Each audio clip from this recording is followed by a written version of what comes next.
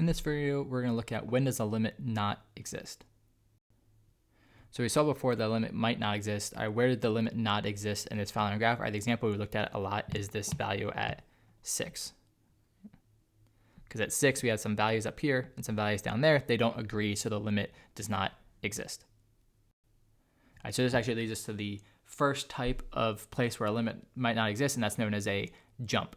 All right, so at a jump, all right, the two one-sided limits don't agree, right? We have this one kind of down here, this one up there, and they don't agree. So this is when the limit doesn't exist because there's a jump in the y values at the x value that you care about. All right, so in this graph, where is the limit not going to exist? All right, we're looking for any jumps in our line, and you can see there's a jump from this closed dot to this open circle here, and that's at 1. All right, so the limit's not going to exist at 1.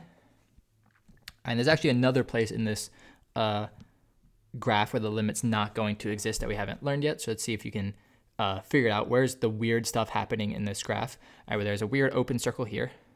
All right, but we've seen this example before. The limit at -2 is just 3. So the limit does exist at -2. What's the other weird thing that's happening in the graph? There's this asymptote here. Right? In order for a limit to exist, our y values have to get close to some number. What y value are these numbers getting close to? As this goes down and down, farther and farther, the y values keep getting bigger and bigger and bigger and bigger, and they're going to infinity. All right, so this limit's also not going to exist, and this is type 2. All right, so the second time a limit's not going to exist, it will be any type of vertical asymptote. So when your graph goes up really big or goes down really to the big negative. Any type of vertical asymptote, your limit's not going to exist because there's no single y value that you're getting close to. The numbers just keep getting bigger and bigger and bigger.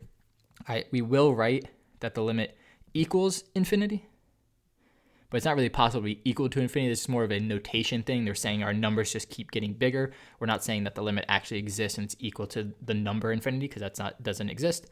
All right, so the limit doesn't exist, but there is a notation we can still write to kind of explain what's happening.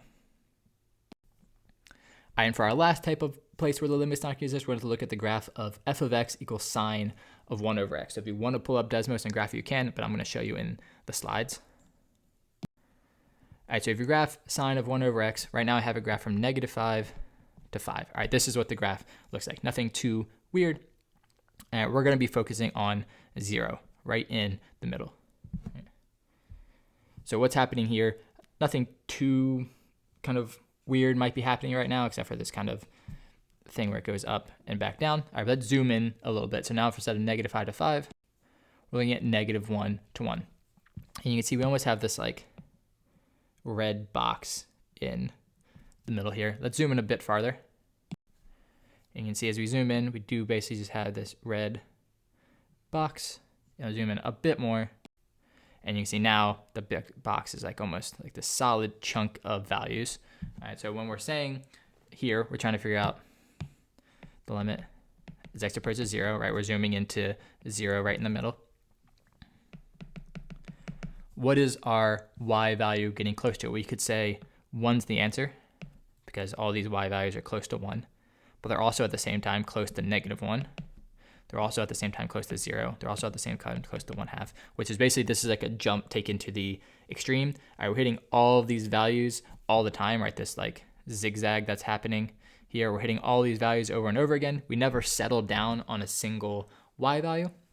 And as we never settle down on a single y value, there's multiple y values, we say this does not exist. All right, and this is known as oscillation. So that's the third and final time a limit's not going to exist. It's this oscillation.